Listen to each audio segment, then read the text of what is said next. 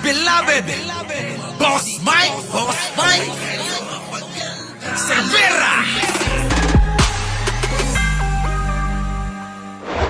Niyang sa banta ni Davao City Congressman Paulo Duterte na Siyempre, alangan naman na hindi pala ganyan mga kababayan ko. Papalagan yan. Eto na ang palag. Eto na ang palag mga kababayan ha. Eto na. Sabi ni Tokayo ni Jen nanonood rin ako kay Direk. Sabing gano'n, no? Oo nga. Sabi ni Pachuchay, hindi man lang daw umabot mga kababayan. Hayaan mo na. Huwag na nating hingin. Pachuchay, bahala na sila. Bahala kayo, makonsensya kayo. Hindi kayo nagla-like, bahala kayo. Malacanang sa banta ni Davao City Congressman Paulo Duterte na pagbabayarin niya mga nagpakulong sa kanyang ama. Sinabi ng kongresista matapos hindi pumayag ang ICC na pansamantalang palayain si dating Pangulong Rodrigo Duterte. Live mula sa TV5 Media Center, nangunguna sa balita si News 5 Palace correspondent Maricela Lili. Maricel, ano ang tugon ng Malacanang sa pahayag ng dating presidential son? Ano ang tugon sa pahayag ni Pulong na pananagutin niya yung mga gonggong daw?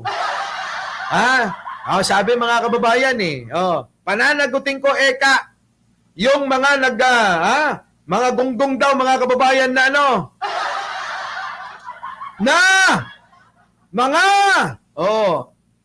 may dahilan kung bakit nakidnap yung tatay niya. Kung hindi ba naman talaga gonggong si Pulong pinagpipilitan pa rin kahit na yun dahilan kung bakit nanatili sa kulungan yung tatay niya. Tuloy.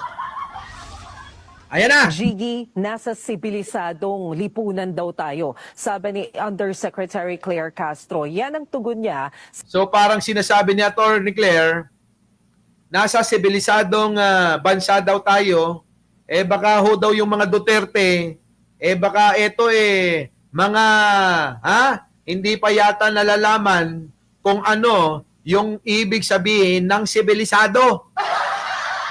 Sa sinabi ni Congressman Pulong Duterte, sabi ni Jose Castro, hindi daw tayo nakatira sa isang barbaric world, kaya hindi tayo dapat nabubuhay na puro pagbabanta. Ayan mga kababayan, kasi sanay itong mga Duterte na nagbabanta.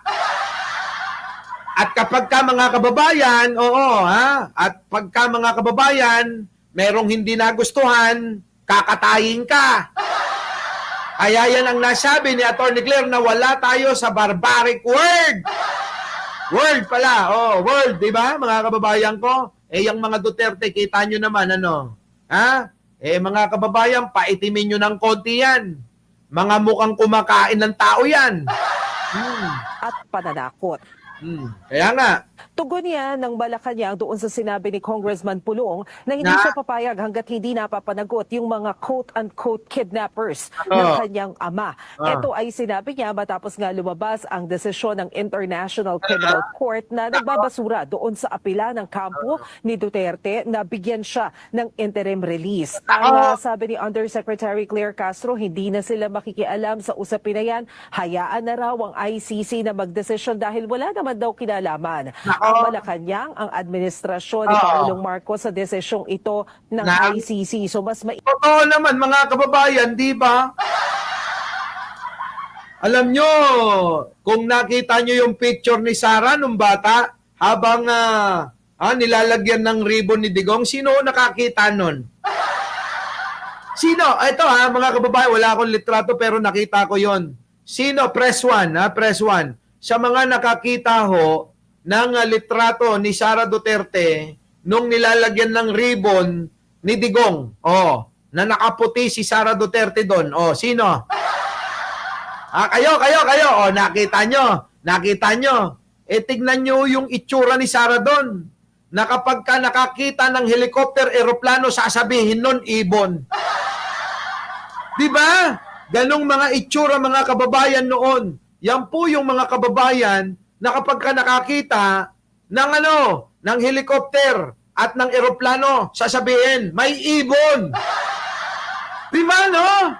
Ang gara ng itsura ni Sarah, mga kababayan. Pwede na ho na maging kapalit sa wrong turn na palabas. Diba, no? Naku, pasalamat ka, maraming nanakaw yung iyong ama. Kasi hindi maaayos kahit papano yung pagmumuka. Di ba no? Oh, pasalamat ka sa ninakaw ng tatay mo, may pamparenovate ka ng muka. Putik yung mukha ni Sarah doon, mga kababayan ko. Pang wrong turn talaga. Di ba no, mga kababayan? Tindi, ang tindi.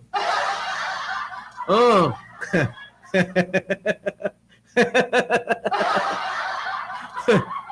Sabi rito, yung kutis parang ulikba. Yung mukha, mga kababayan, lahat ng kantot sulok ka. Oh, mga kababayan, nakabukol eh. Nakita niyo yung mukha niya ron? Oh, lahat ng kantot sulok ng mukha ni Sarah. Aba, mga kababayan, nakabukol eh. Kaya matindi yung pagre-renovate doon. Oo. Sige daw na hayaan na lamang ang mga abogado ni dating Pangulong Rodrigo Duterte na gumawa ng aksyon tungkol dito. Narito ang pahayag ni Jose Castro. Ayan na. Tayo po ay nasa sinasabing civilized society. Tayo. Sibilisado tayo, mga kababayan ko. Baka sa mga hindi, yung mga DDS yun. Kaya tawag sa kanila, taong kanal. Mga DDS, taong kanal. Kami, hindi. Sibilisado kami. Sibilisado kami. Kita nyo? Kayo, ano? Baka kayo, kapag sumakay sa eroplano, iwan nyo yung sapatos nyo. Ay, nako, mga kababayan, ano? Nako. Ay, alam nyo, marami akong kilala. Nako. Alam nyo naman yung mga karamihan doon eh. Di ba? Mga kasama natin dati. Diyos ko, mga ignorante. Mga kababayan ko, may elevator, naghagdan eh. Biruin nyo, pupuntahan namin, 7th floor. Aba, mga kababayan, may elevator. Dumaan sa hagdanan eh. Nagulat, mga kababayan. Oo, nauna sila. Abay, nauna pa akong nakaakyat eh. Pagbukas, pasok ko, aba mga kababayan, maya-maya dumating sila. Sabi, Boss Mike, may kapangyarihan ka ba? Visit. Mga tanga, mga kababayan. Biruin niyo yan. May elevator 7th floor, naghagdan. Kita nyo, sabi ko, mauna na kayo, ipaparking ko lang yung sasakyan. Anong floor tayo, Boss Mike? 7th floor, Mga kababayan ko, grabe, katabi lang yung elevator, naghagdan, Grabe. Tapos, pagdating sa taas, mga kababayan, syempre, nauna ako. Mabilis yung elevator, Diba? Sila naghagdan. Pawis na pawis, mga kababayan. Sabay sabi, Boss Mike, naiwan ka namin sa sasakyan kanina. Bakit nandito ka na? May kapangyarihan ka ba? Ay, nako. Ibang klase talaga yung mga taong, kanal. Ito na. Attorney, tama yan sinasabi mo. At wala po tayo sa isang barbaric world.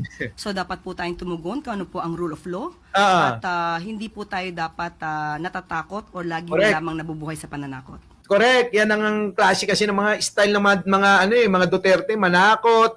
Tingnan nyo si Sara, walang ginawa, manakot. Si Pulong, manakot. Si Basti, manakot. Si Kitty, hindi natakot yun. Paano pa matatakot yun? Sanay na yun. Diba? Sanay na. Bihasa na. Paano pa matatakot kahit saksakin mo siya? Kahit ibaon mo pa ng todo, hindi na matatakot. Diba, no? Sanay na eh. Eto na. Mga kababayan ko.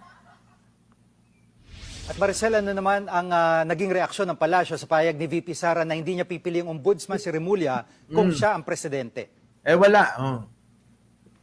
Kaso, Jiggy, hindi naman daw siya ang Pangulo. Yan ang sinagot ni Undersecretary Claire Castro nang mahinga ng reaksyon tungkol sa naging pahayag na yan ni VP Sara. Ang sabi, Kita nyo kasi mga tuwiran si Sara, magkukomento ng hindi pinag-iisipan. Sabihin ba naman kung siya daw ang presidente, kita niyo yung katwiran, Carmela Salenga, yung katwiran ni Sara pang grade 1. Kapag ka daw siya ang presidente, hindi niya daw gagawing ombudsman. Sino? Si Boying Remulla. Ngayon, sagutin siya.